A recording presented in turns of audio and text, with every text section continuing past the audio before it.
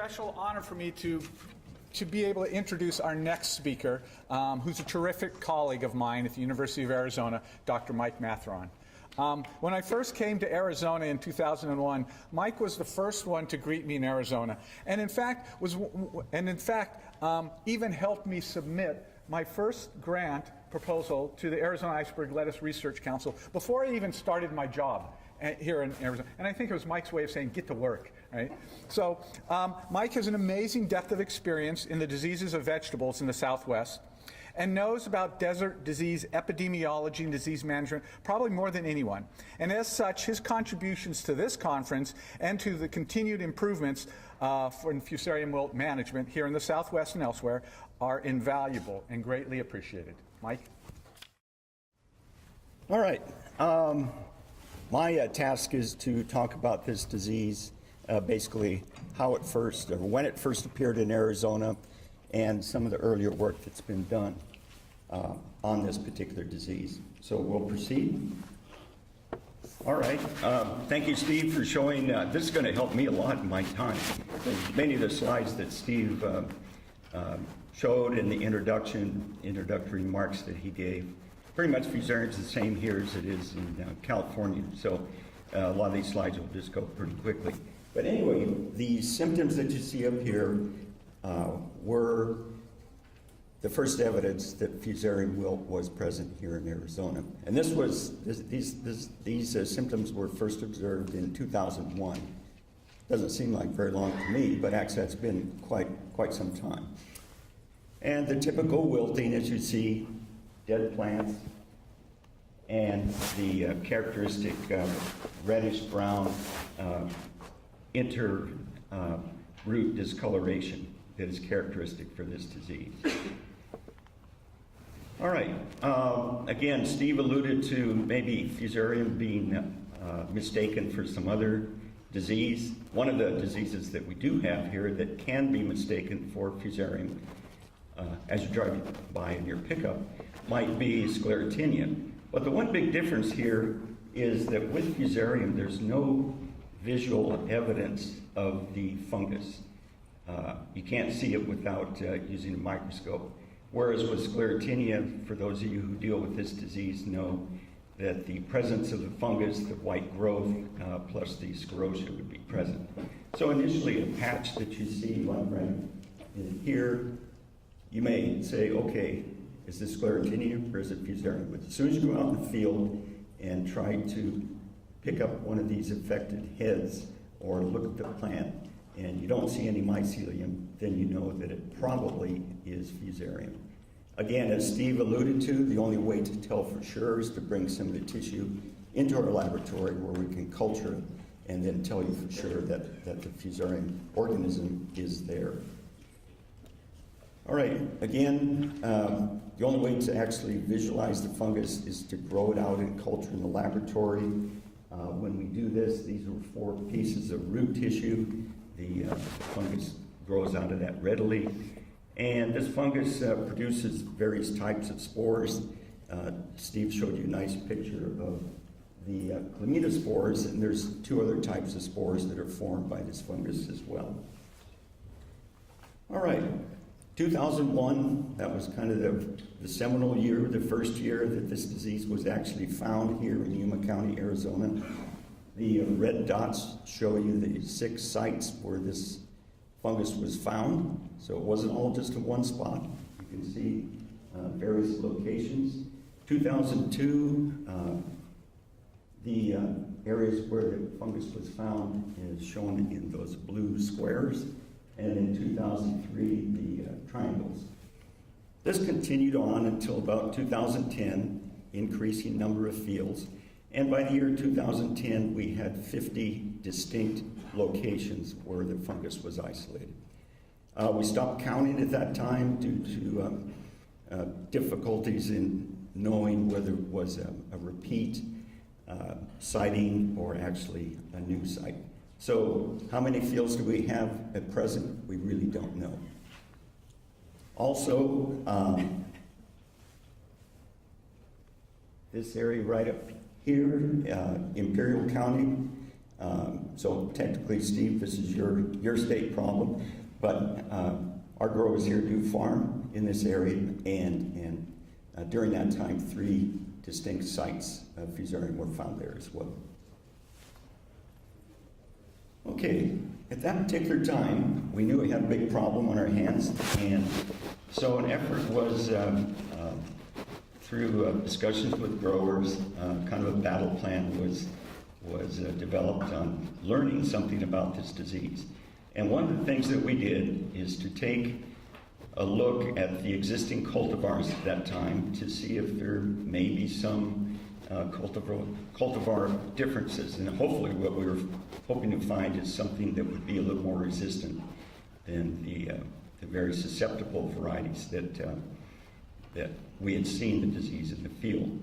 So a very large multi-acre cultivar evaluation trial was set up.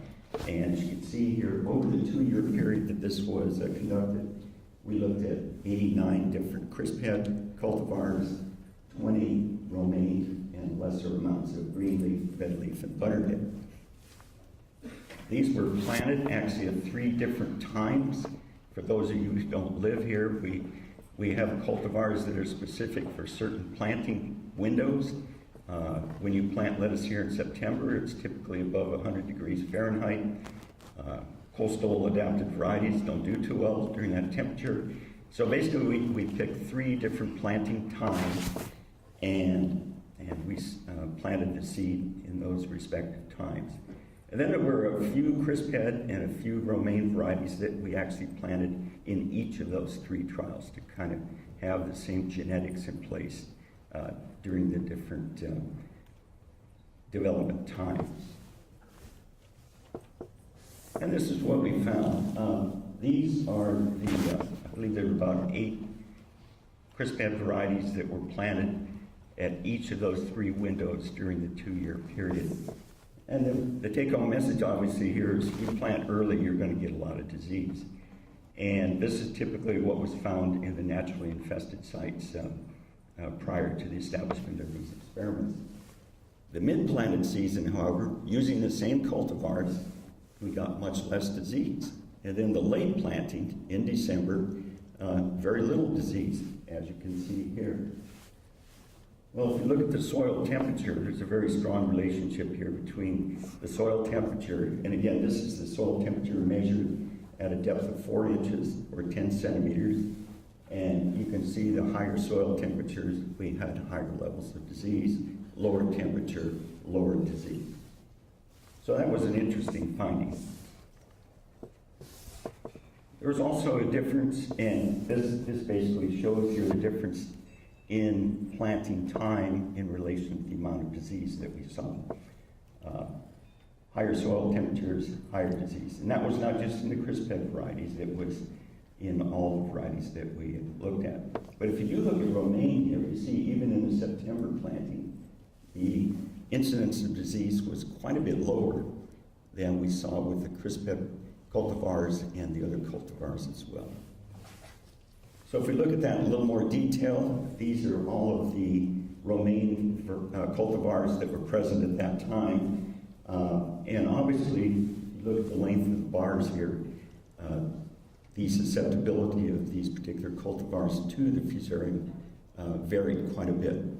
And of course, the ones we were interested in were the ones at the top where we had very low level of disease. This is a visual. Picture's worth 1,000 words. So this is Romaine growing next to a head lettuce variety. And yes, that bare looking bed there actually was seeded to a susceptible variety. And if you look at it closely, you can see a lot of the dead lettuce bodies there. This field had a very high level of the population in the soil. We looked at kind of a cursory look at some fungicides. There was one fungicide listed here, fluoxetino. It mentioned Fusarium in the label, so I thought, okay, we'll give it a try, and a couple of the other products. But as you can see here, this is one treatment, and another one here where the flags are. You can't really see any difference. There was no difference when these materials were applied at seeding. So again, the need for potential fungicides for better management of this disease, if they're possible to produce, would be greatly appreciated. Dr. Tom Gordon, who's in the audience and will be speaking later, did a cooperative study with me. We took some of the soil from this very highly infested field, and we collected the soil, put it in 5-gallon buckets, and then buried those buckets in the soil, and basically did nothing to the soil, what I call a dry fallow. We don't get much rain here, as you know, so it didn't get much rain. No crops were grown in it. And we looked at the population over time. And as Tom found, the initial population level in this particular field was pretty high, about 3,500 propagills per gram of soil. Now, it did decline over time. 6 months later, looks like a pretty nice decline, and it was. We still had 1,000 propagills per gram of soil. This experiment was carried on for a 3-year period, and as you can see on the right-hand side of the graph, by just about a 3-year period, that propagill count had declined from 3,500 to about 17.5 propagills. So it did show that over time, the population level of the Fusarium oxysporum does decline under our conditions. We also looked at soil solarization. Why? Ever since I moved here in 1984, whatever pathogen I'm working with, I keep thinking, we got to use this heat. This heat has to be potentially useful for maybe getting rid of certain pathogens in the soil. So actually we did solarization trials here for 4 summers. Basically irrigated the soil, placed the plastic over the beds, and maintained the plastic there for 1 month. When we planted lettuce in this subsequent field that had been solarized, I think you can see the difference, and you would be able to pick out which beds were solarized and which ones were not. Just to give you an idea of the temperatures that we can get during the solarization period, the numbers you see there in white, going from a depth of 1 inch to 9 inches. You can see up there the 1, 2, and 3 inch depth. You get pretty high levels, high temperature levels, and these were measured at 3 o'clock in the afternoon during this solarization process. The shoulders of the beds, again, get about the same treatment with respect to temperature. I came back a couple of days later and took similar readings at 8 o'clock in the morning. I should have gotten there earlier, but nonetheless, it shows kind of the lowest temperatures. So you get this oscillation between high and low temperatures each and every day. You may wonder, there's kind of an anomaly here. This is higher than this one over here in the morning, and that's due to the fact that by 8:30 the sun had already been shining on that east side of the bed for about 2.5 hours, so it had increased the level. Okay, again, just to show you some visuals, what solarization did in one of our more successful trials. This was with a very susceptible crisphead variety. This was green leaf, and this was Romaine. So again, the percent disease reduction from these solarization trials were variable. The first year was 42% reduction. 2005, I don't know, we must have done something really well. It was 90%. I was really excited at that point. Thought we'd figured it all out. Next year it dropped down to 48. So the tool is usable, but again, more research would be needed in how to maximize this particular way of reducing the pathogen in the soil.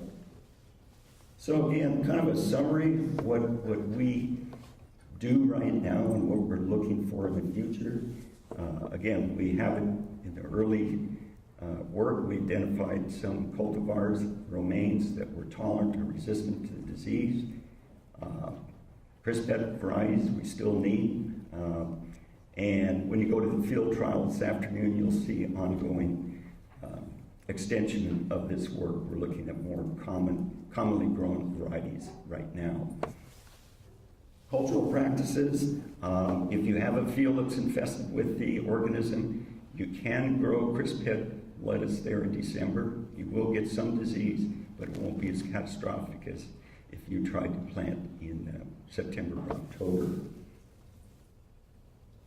Sanitation. It's been mentioned before by previous speakers. It's easy for me to stand up here and say minimize movement of soil, but with all the different implements, people, and everything going in and out of fields, we have winds here also that allows the soil to spread, so it is spreading in spite of our efforts. And finally, soil solarization, I think, can be improved.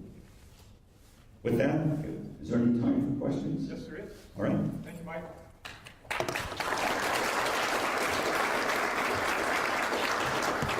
We have time for a few questions. Back there? Yes? Flutioxamil, how'd you apply that? We applied all of those to the seed bed at seeding. We were going to apply a second application, but we could tell by the time, the disease was already pretty rampant by then. And we only did, I have to be fair, we did it once, didn't look very promising, so we did not do it a second year.